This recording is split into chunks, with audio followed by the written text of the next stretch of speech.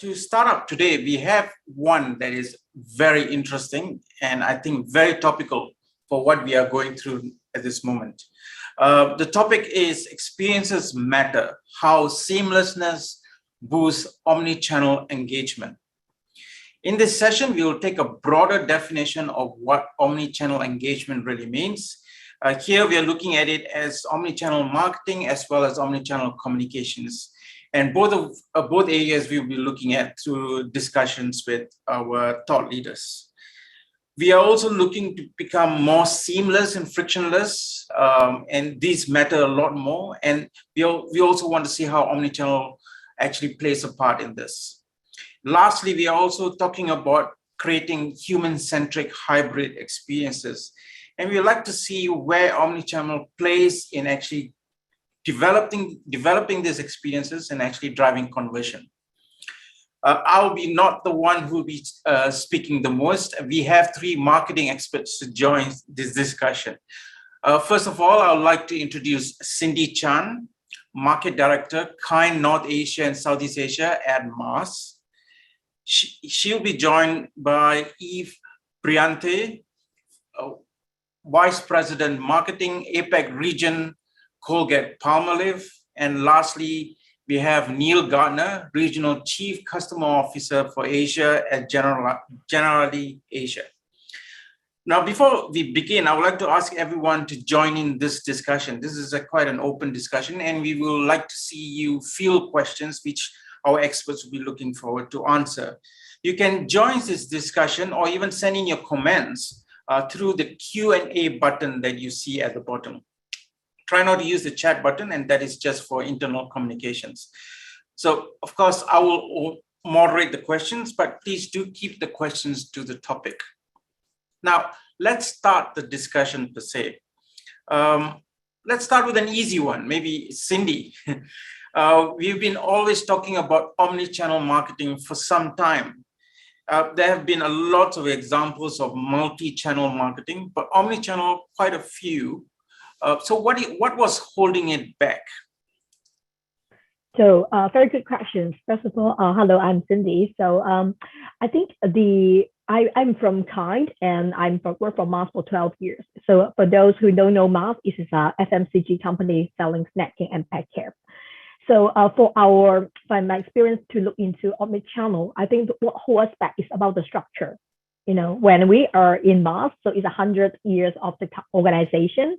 So same as a lot of big corporate like Unilever, P&G. So our setup from the nature itself, we see omnichannel is an evolution from e-channel, right? So 6 years ago, we talked about e-channel.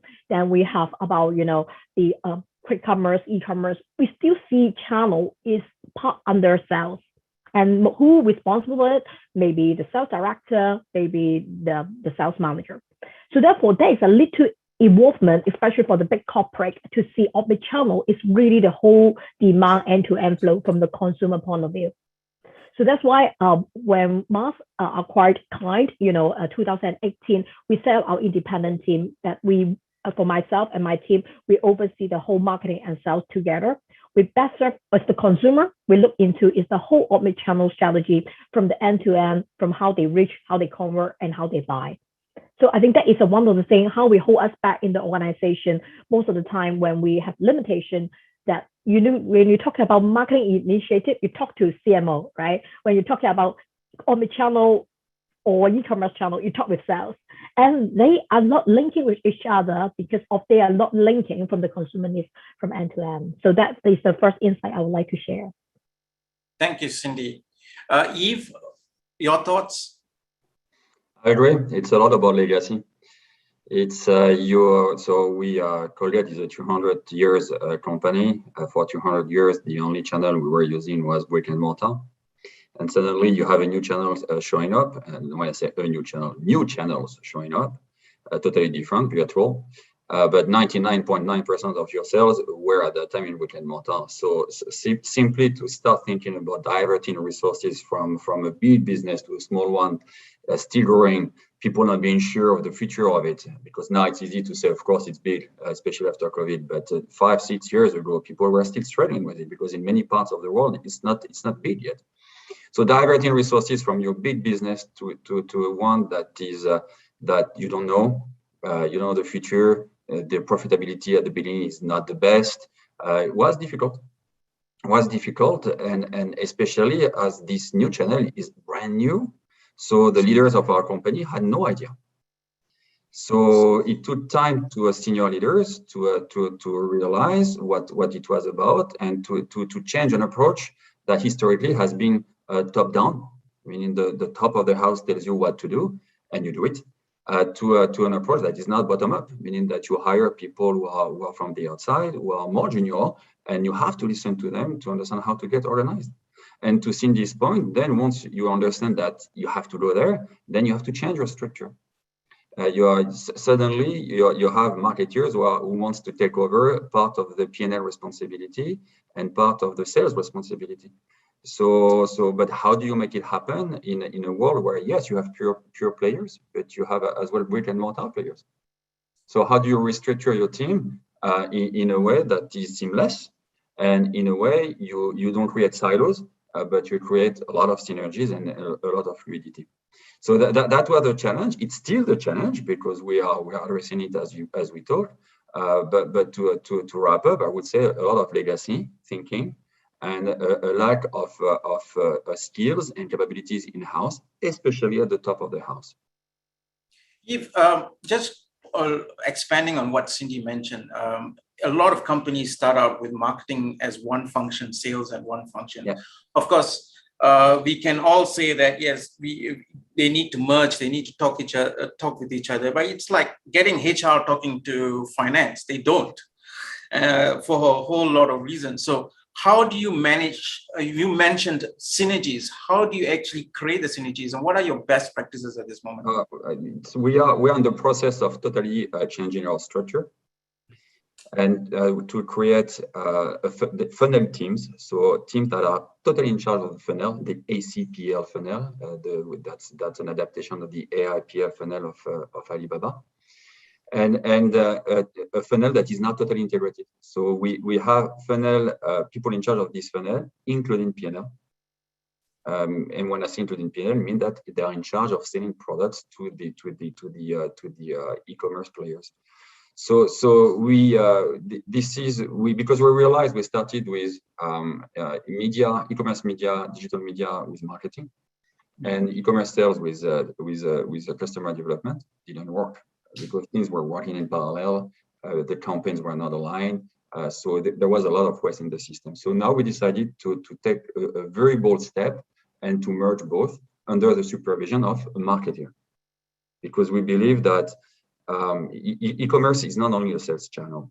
It's part of the consumer journey. It's a touch point for advertising. It's a touch point to people. So we believe that it's important that marketing is in charge of the whole funnel, including e-commerce. So we are putting marketing people in at the top of sales, which is the first time in our company. And it's very exciting, but it's creating a lot of anxiety on the customer development side. Okay.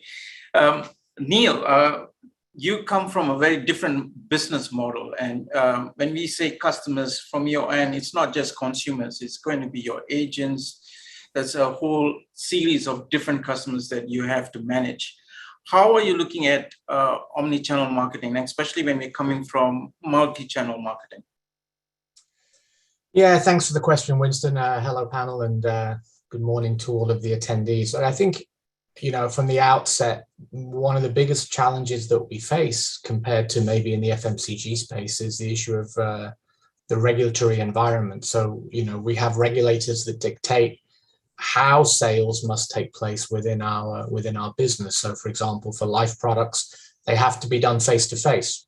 So, it's very difficult for specific product types for there to be a pure single funnel, as Yves was suggesting. Or clearly, when we have direct to consumer products, maybe in the general insurance space, so the more simplified products like home insurance and car insurance, you can do that straight through pure digital funnel.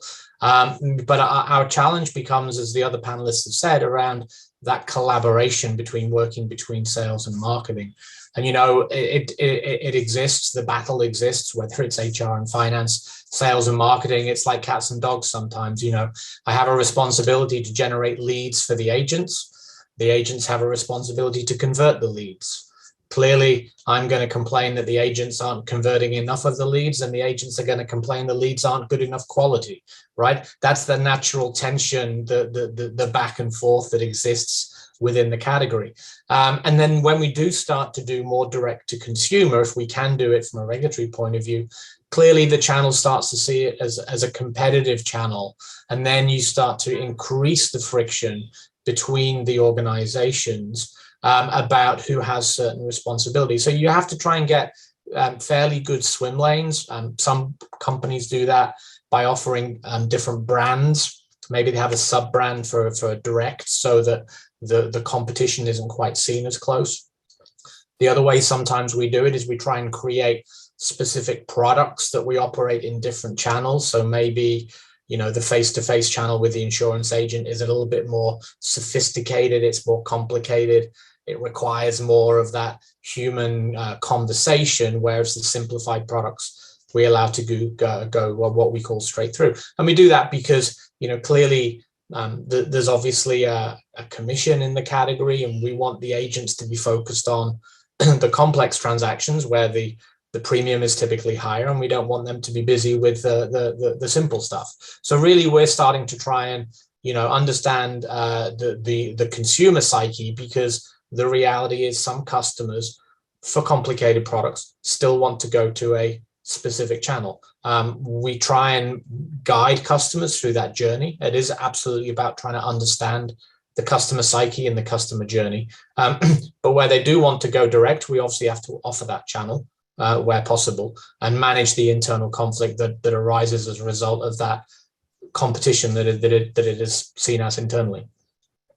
For your model, Neil, you mentioned agents. What about dealing with their anxiety that you might be getting too much information out of them, because it is their own business to a certain extent? Yeah, look, we're very keen to present ourselves as an agency-focused company. It's our primary channel around the world, and it is very much our primary channel here in Asia.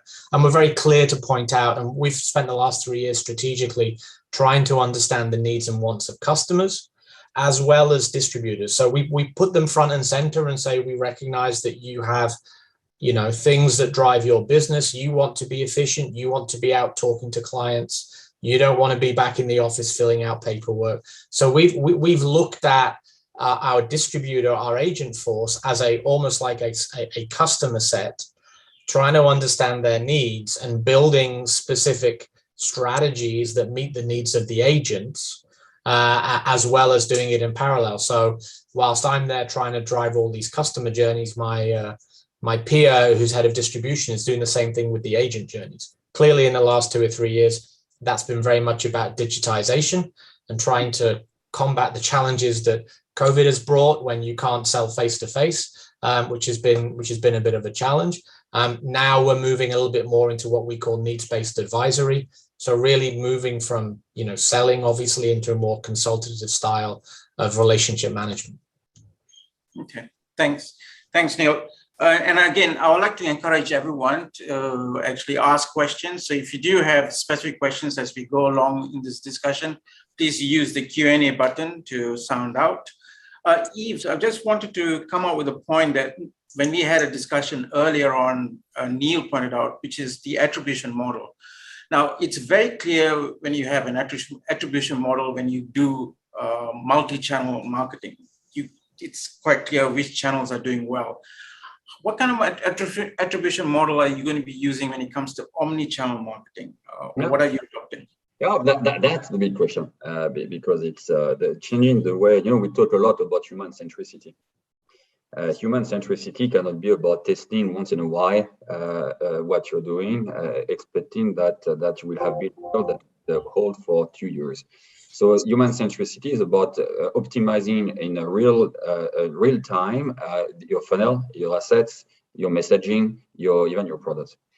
and making sure that you get reliable data doing so. So you have more and more tools available. You have, first of all, you need to develop internally your data team, and you need to start to get organized on data and make sure that you track them permanently. We are using a lot of marketing mix modeling, a lot. With a huge progress on that side, because it used to be once a year, and now we do them monthly or quarterly, depending on the countries. And that gives you a good idea of what's happening by touch point. It's a little bit looking backwards, trying to predict the future based on what happened in the past. So that's already a huge progress, but not ideal. And now we are testing new attribution model to the last touch, with starting in China, which gives us a very clear reading in terms of which touch point is really delivering on purchase. But again, nothing's possible if you don't start by fixing internally your data organization, making sure that you have people in-house who are capable of organizing the data, of translating them into use cases that marketing people and commercial people can understand, and building a algorithm every day. So it's a mindset shift from testing the past to predicting the future. Interesting. And Cindy, what about yourself? How are you actually looking at the attribution model challenges? Are you taking what Eve has mentioned, looking to the past and predicting the future? Yeah, I think it's a very good point that, when we're talking about omnichannel data and also how we leverage the data is the key. But the point is, do we have the data is a lot of key challenge, right? So even today, I will see a lot of Asia, we still have a lot of transactions through the click to motor or pure player. They may sit over there. So we just have a dashboard, we just have very preliminary data. Unless you create your own, B2C model that you can own your data. Right. So therefore, for example, like our business is snacking. Okay. It doesn't really make sense to create your snack house in for Asia right now, because the people just won't visit you. So therefore, our business model, when we talk about omnichannel, we really follow about the consumer footprint and fingerprint.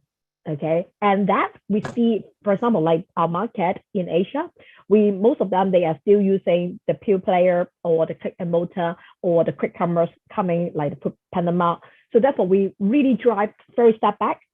We are really co-creating the whole journey with our strategic customer. And then we share the data. We understand not only our brand, but most importantly, how the consumers see the category. What is the correlation of the whole consumer journey? And that is not the thing you as a brand or manufacturer, you can do by your own. So therefore, our approach is a bit different. We approach a little bit step back, and then we would like to be very humble to talk with our strategic customer in the whole omnichannel radar. So we don't even think omnichannel is just the online, the HKTV, the Momo, Lazada. We see even a lot of offline channel, they are evolving. So for example, one of our key customer is 7-Eleven. Okay, 7-Eleven definitely is huge in Asia for convenience store, but they are also evolving on how they transform of U program, how they transform on their quick commerce, and therefore we leveraging the IG platform to promote and co-create, draw the business back to offline and back to online. So therefore, that is one of the examples that how we see omnichannel is not really focusing on channel or marketing, but at the end of the day, we would like to be evolving and following the so rapid change of our consumer to work with our customer. So therefore, our learning is really, we need to be really customer and digital centric. And that is the intention we need to be get hold from our boss, which is our whole department strategy intention to our execution. So not only myself, but also my team, we have very clear that we need to be customer centric, we need to be digital centric. We don't know what to do, but starting from listening. Okay, thanks, Cindy. And I'm sure the customers will be changing quite a bit now over the last few weeks in Hong Kong. Absolutely. Neil, from your end, I know there's a questions out there, which is actually quite an excellent question, but I just want to know how you are dealing with the attribution model for your business before I go to that question. Yeah, look, it's probably the number one challenge I have, because obviously we're investing at the top end of the funnel. We want to justify and prove that that is a worthwhile investment for the organization. Ultimately, when it comes down to the sales process, typically between the agent and the client, you know, what we're trying to do is prove that all of the upstream activity is making that sale, that completion of the policy, a much easier process. And obviously, you know, the most optimistic and ideal situation is literally the agent walks in the door and the customer just signs on the dotted line or on the tablet, because they've done all of their research upstream. They understand the product, they know it's right for them. They've done all their financial needs analysis, and the agent just walks in. That does not happen. I was going to say that very rarely happens, but I'll be honest and say it. That never happens, and an agent is never going to admit that it was that easy, because he or she wants to get their full commission. So, you know, it is a challenge, and to echo what the other panelists said, the only way to solve the problem is to have the data to prove that the funnel is working, and to prove to the agent that, you know what, this customer came to the website 5 times in the last 6 weeks. They spent 20 minutes on a tool that you have online, and all of this has made the sale easier. And, you know, and when you get that level of data and you get that level of transparency, and the data is two-way, right? Because you need the agent to share, you know, how the sales experience went as well. When you get to that level of trust of the agent, and as I said earlier, right? So this whole leads generation process, where the agent will maybe, you know, question whether the lead is of good enough quality. He didn't want to call them. You know, that's you know, that's where the agents start to become more professional, that they trust in the tools that we have working. You know, you go back 10, 15, 20 years, a typical agent, you know, sells products to his mom, his dad, his Uncle Bob, and he has a very small network and isn't, you know, necessarily skilled at going out and talking to cold leads. Our job is to help them, is to provide those leads, demonstrate to them that these are actually, you know, what we would all probably call hot leads, and that the process has been working for them. And that's where you build the trust. And once you build the trust, you build the momentum. But if you don't have the data to prove that what the customer has done on their journey, and this becomes one of the key challenges, that the customer is hopping between, you know, your website, a third-party website, a comparison website, they're coming back to read something on, you know, download a PDF off your own. If you can't prove that and demonstrate that to your agents, the agent's always going to sit there and believe that they've been the key linchpin in the entire process, and that you can't survive without them. And so that's the challenge, is getting that data, understanding the journey, especially when people are hopping between different platforms, different channels. So then we go to the question that has been asked by one of the audience. Is the feedback into the attribution model for your agents mature, especially coming from CRM and analytics? And how are you using that to improve your sales marketing function?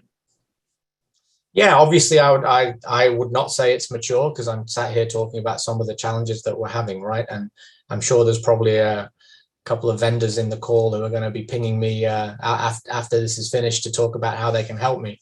But no, it's, you know, I think one of our, when I sit and look across the region, I think one of the challenges is more that, you know, we don't have a convergence on a single tool in the region. So that's a challenge, because each market has their own budget, their own scale. You know, I can't put, you know, a fantastic tool, and forgive me for mentioning, you know, tool names, but maybe something like a Salesforce is a great tool, but maybe on an economic scale, it can't really work very well against a market like Vietnam, right? So you have those challenges of, you know, trying to have the best tool, and you have to work within the budgets that you have. The other problem that I think we have, and this kind of goes back to Eve's comment earlier about legacy, is, you know, we haven't, you know, my company's 190 years old. We haven't grown up in a digital environment where you should design based on data and data flow to make better decisions. And so we tend to have these, what I call kind of functional projects, where, you know, somebody in operations will do something with a CRM, somebody in distribution will do something with an activity management tool, and quite honestly, fintech is kind of exacerbating the problem, because now you have all these tools out there that can be implemented and delivered fairly quickly that fix a very narrow problem within your organization. And it becomes very difficult to then say, okay, we have to take an enterprise view to this to fix this all the way through the organization, because the distribution guys or the operations guys have their own business challenges. They have their own deadlines, and they're like, I can just drop this tool in and I can be up and running within, 2 or 3 months. You want to put a full enterprise CRM in play, you're talking many, many months of being able to do that. So, for us, I'd say it's immature at the moment. We are doing as, both top down and bottom up. So the group is trying to get us to converge on capability as opposed to a tool, which I think is the right way to think about it. And then bottom up, we're really trying to look at our data architecture to, in simplistic terms, me being a marketing guy, to try and help with the plumbing of all of the bits that we have where that has data, to connect it to a big data lake, because at the moment it's too fragmented and we're not really getting true value. We are struggling a little bit with single customer view. I think that's where we have to get to really have that full 360-degree view of customer. Don't worry, Neil, we are all plumbers in one way or other. Cindy, what about yourself? Because you're coming from a very different model. So I'm just wondering, in terms of data and feeding it back to your attribution model, how trustworthy is the data, and what are you doing to make sure that the data flows properly? So I would say our business in Asia is still rely on the B2B2C model. So which means we don't have the direct B2C, so we don't get hold of our data from the consumer at this stage. So therefore, our learning is basically we get the dashboard, the raw data from our customer, and then we analyze. So I think that the concept is very similar to what we learned before on the category leadership. So, but the limitation is if you just have your own dashboard, that is only limited on your own brand. So I would say the action you can do is quite limited. Okay, so that is the reason why when I said earlier, our approach is a little bit different. That is fundamental, that we know about our consumer, their persona, their demographic, how they buy the product, but it isn't enough because it's still very manufacturer product centric. So we need to be transform ourselves from the old state, from product centric perspective, to really sitting from the consumer perspective, how they shop in a category. So that's why that is something we need to be holding a project with our strategic customer in Asia to really look into, for example, like healthy snacking. What is the occasion they are buying? What is the occasion that they will buy the category in conjunction with healthy snacking? Then we can know about the journey together with our consumer understanding on healthy snacking in Asia. That will be boom. That will be, really synergized. So therefore, I think our journey is not like Neil mentioned that we have perfect information of the data that you can even talk about data privacy, because we have quite limited. But I will share one of the very good example from our pet care company in global, that they are evolving some of the project. They really driving the D2C consumer program that they can really work with wet, and then we have an app that you can really get the data. So pet is a bit different from snacking because the product nature is a bit different, but I think that is the right thing to do, absolutely. So therefore for snacking, we see our product nature, we don't see it's a needed category like pet, okay? So therefore that is the very clear understanding of what is your business look like and what is the omnichannel that you'll be paying around. It doesn't mean that because of the omnichannel, you over-invest on D2C or your own website, which is not profitable and not scalable, and the consumer not really care about that at the end of the day. Thank you, Cindy. And Yves, just highlighting what Neil was mentioning in terms of legacy thinking, and you need to break down the legacy thinking if you want to get your attribution model right and making sure your omnichannel works. And as what Cindy was saying, following the customers, keeping the customers in mind, but customer stays sometimes change really quickly. And sometimes, obviously, in marketing, they always say sometimes customers really do not know what they want. How are you adjusting your omnichannel strategy and your attribution model to actually cater for that and be a leader, not just providing what they want? There is nothing like omnichannel strategy. There is a brand strategy that you execute in an omnichannel way. So it's the first thing you need to have is a very clear point of view on your brand and your brand strategy. It's critical today, even more than before. It has always been critical, but today you need to empower your team to change the plans every day. And if your brand is not clear, then you will go all over the place, and it's when you're gonna lose yourself. So it's critical for to start from the brand and to reestablish the foundations of a brand in a very strong way, so that the strategy is clear to everybody, and then you hand it over to a team that will execute it through the funnel. My point of view on data, that we have too many data. That we can always get more, you can get better, but today you have data coming from your customers, from media. You have data coming from the consumer affairs. You have data that coming from your CRM. So it's an overflow of data, if I may say. And it's the mistake that you do when you start with data usually that you're waiting for the data to give you which strategy to follow, and then it's a mess because you are cutting data in all directions and you don't know what to get out of it.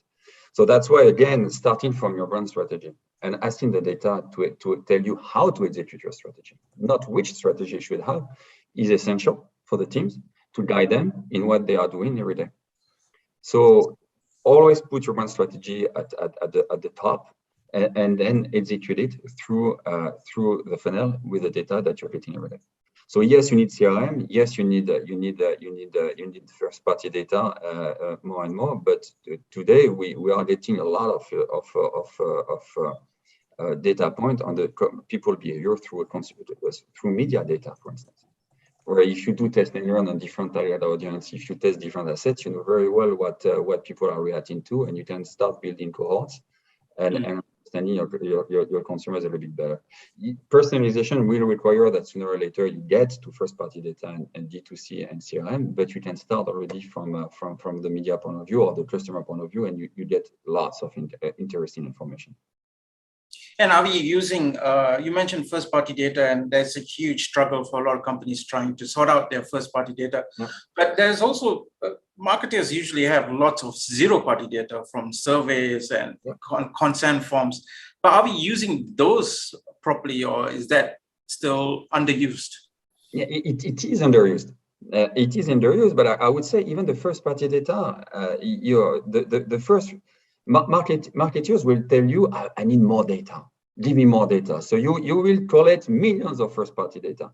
And then the next time you talk to them, they will tell you, what do I do all of those data? So, and I'm back to my point. If you're not clear about your strategy, if you're not clear about the value exchange for your brand with people, meaning what is your brand giving to people and why they will give you in exchange that first-party data, then collecting first-party data is useless because the quality of the first-party data will be poor. So zero-party data, first-party data, 1.5, as we say for China, are absolutely useless and underused as long as you don't know why you need them. The moment you clarify your value exchange proposition, suddenly people know how to talk to customers, and the discussion changes. Okay. Thanks. I want to slightly shift the subject to one that one of the audience pointed out, which is data privacy, which I think is quite relevant in this time.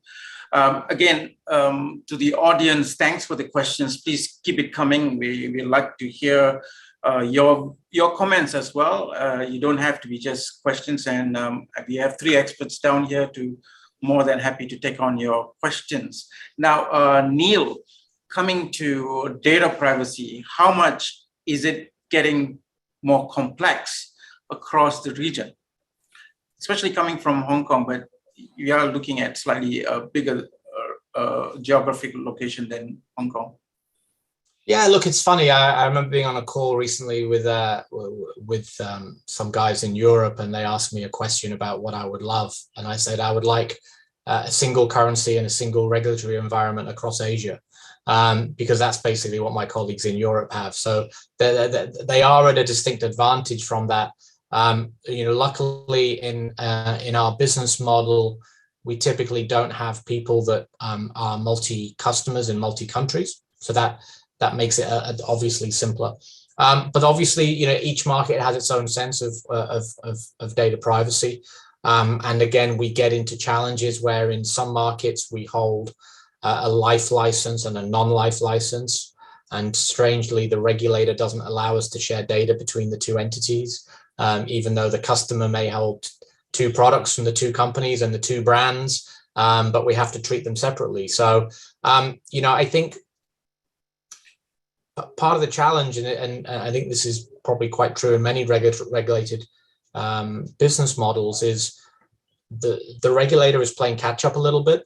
They're playing catch up to the state of the e-commerce market and what is able to happen and what is able to be shared, and also to the state of what consumer behavior is. I mean, it's interesting that I think maybe 10 years ago, maybe even 5 years ago, it was very much about a privacy mindset.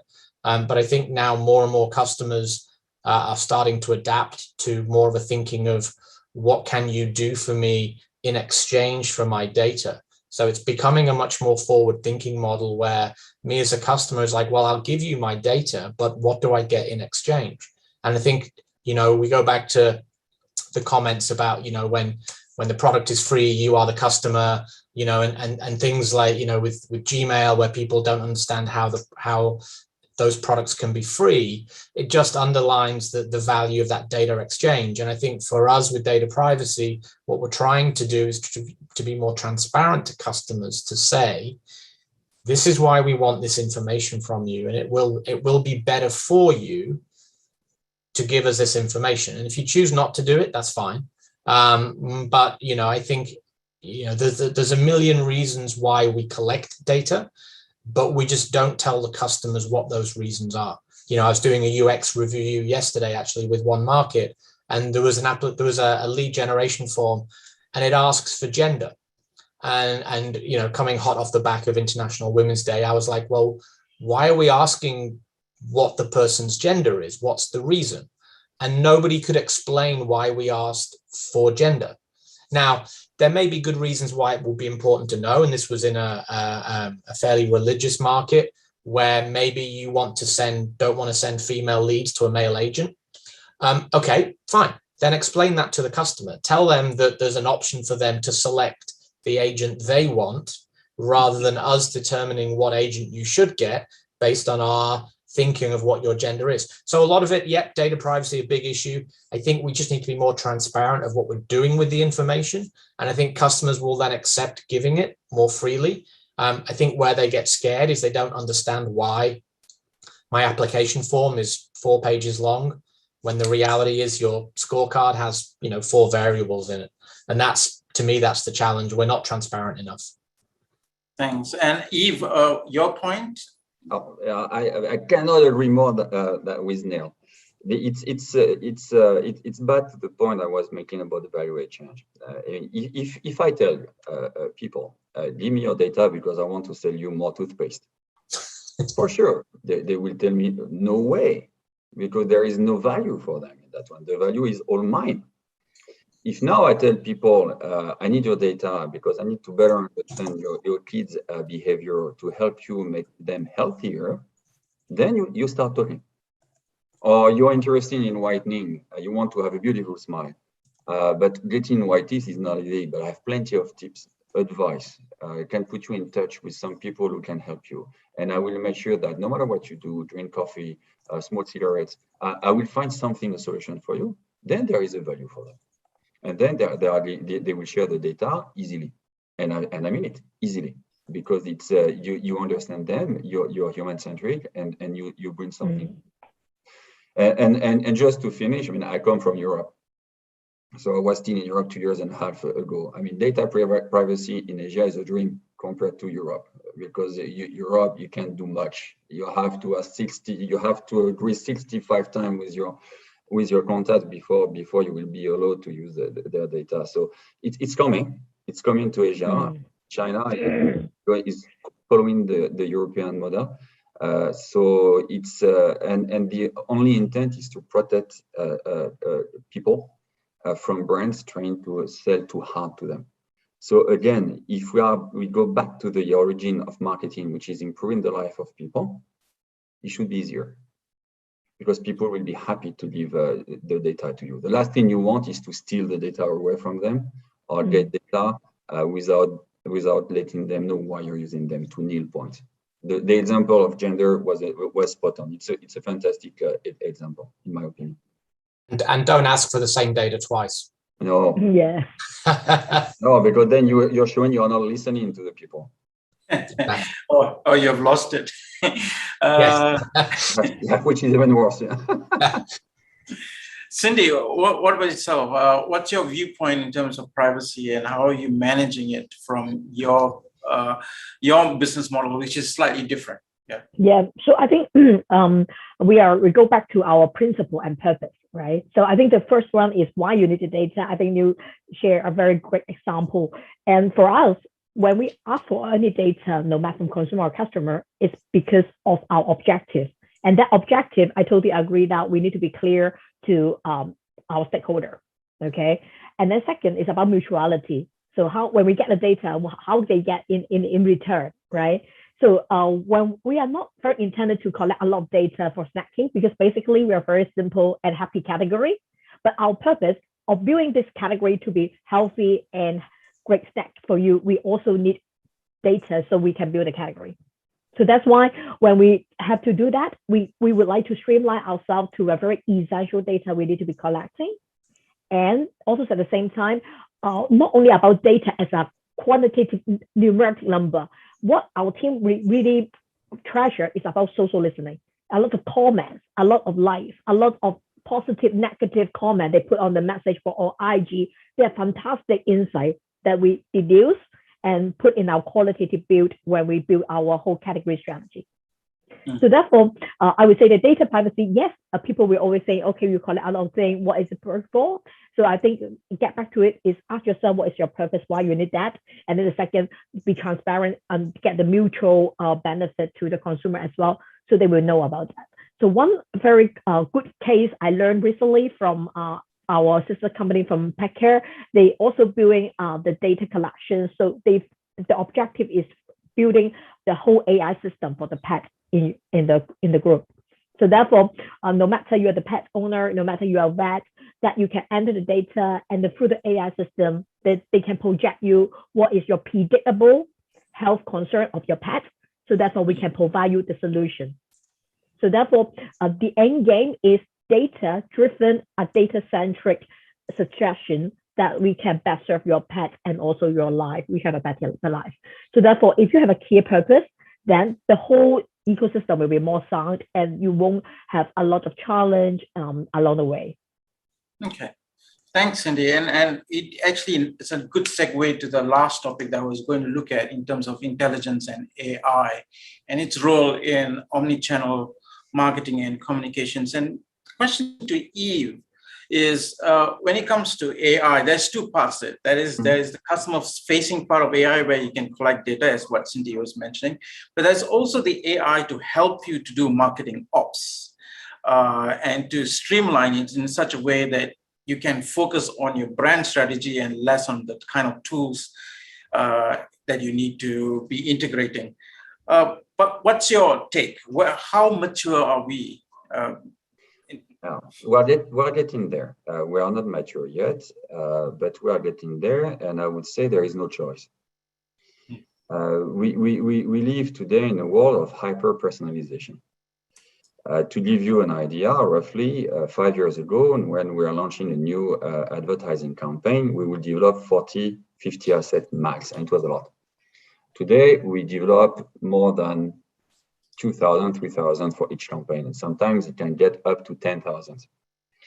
Because we are now trying to adapt the messaging to the person, to the moment, to the touch points in a super hyper personalized way. No way, both from a cost point of view, but from a people point of view as well, we can do it with human beings only. So we are moving more and more towards a model where the human beings is here to, as you said, focus on the strategy, develop what you call the master assets that you would then hand over to the machine that is serving those assets to people permanently, learning from them, optimizing the assets in real time. So it's happening now. We do it more and more. We let the machine developing for us assets that are totally new and that are being optimized in real time. And when I say real time, it's really real time. It's not a day anymore. It's almost instantly.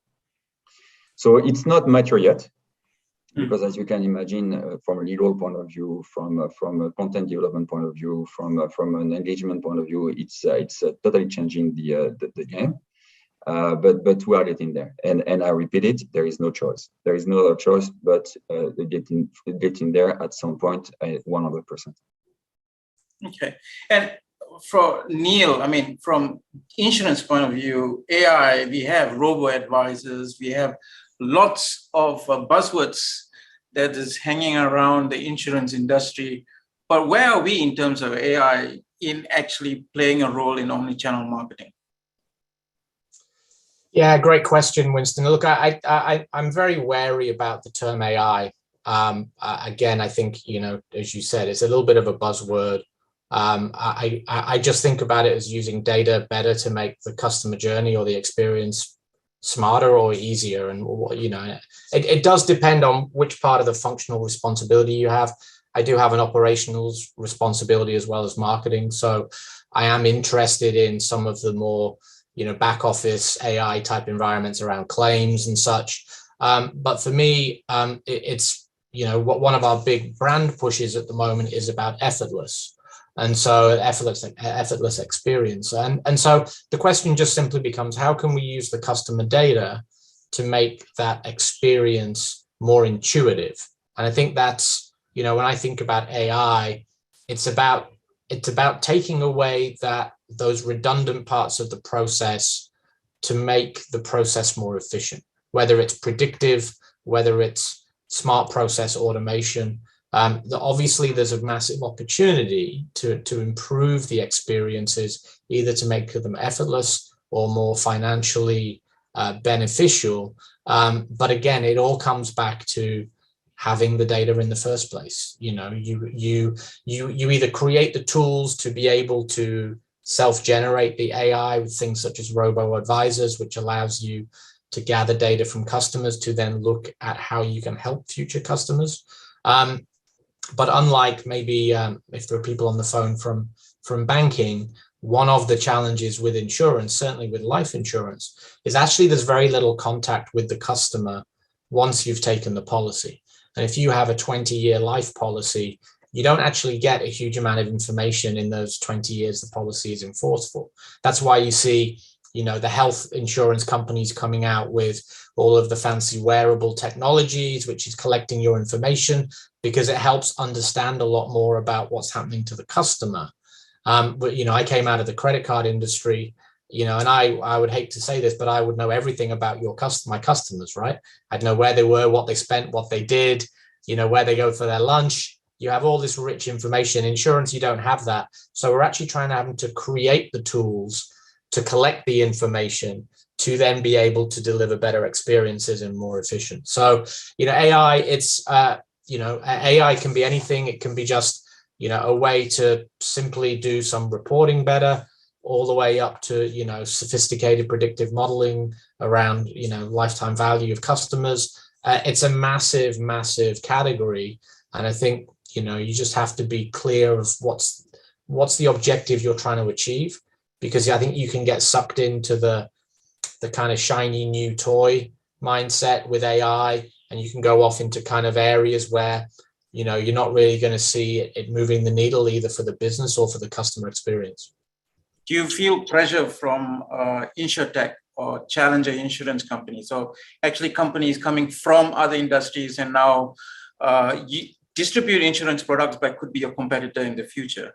Yeah, look, I mean, it's let's be totally honest and transparent, right? If people said which industry is ripe for disruption, a lot of people would probably put insurance on their list, right?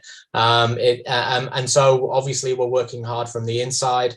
When it comes to fintech and insurtech specifically, I always go back to the simple question, which is, what's the problem we're trying to solve here, right? Because the challenge is there are so many tech insurance companies that all have a broad range of solutions, which can, and I said earlier, they can deal with very narrow, thin problems, which can be big bottlenecks for you in your value chain. And so it's great that they're out there, but I think also you can get sucked into thinking that they are this one size fits all problem to all of your industry problems. And I think, AI just, yes, it can lead to disruption, but I think the smart people are being considered around getting the data they collect right, understanding how they can improve their customer experience, because ultimately, if your customers are happy with you as a business, you get better loyalty, and then you have customers for much longer, which helps drive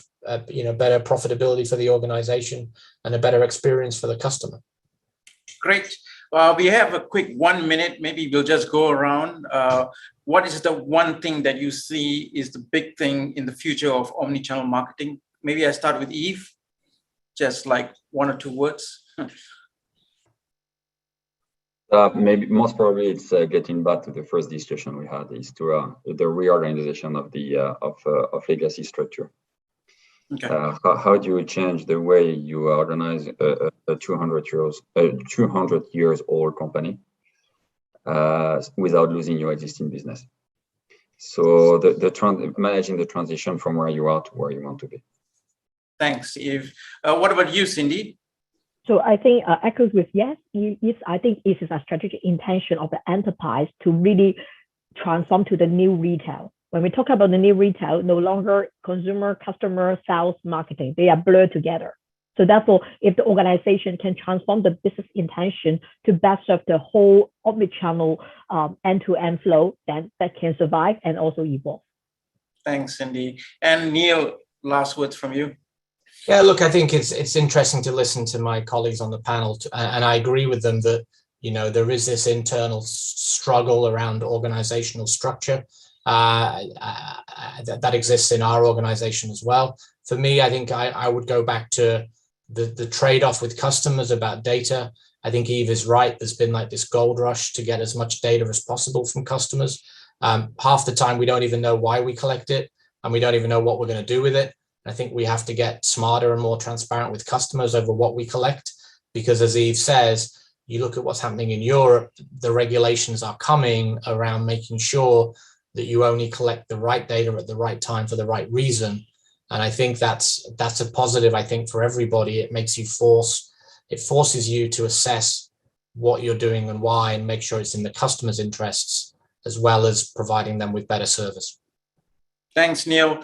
And thanks to our panelists, Cindy, Eve, as well, for your thoughts. And there's great questions coming through the Q&A channel. Please do continue coming up with this questions. And I will actually encourage our panelists to go offline and do answer some of these questions. Or if you want, you can actually continue the conversation on a private basis.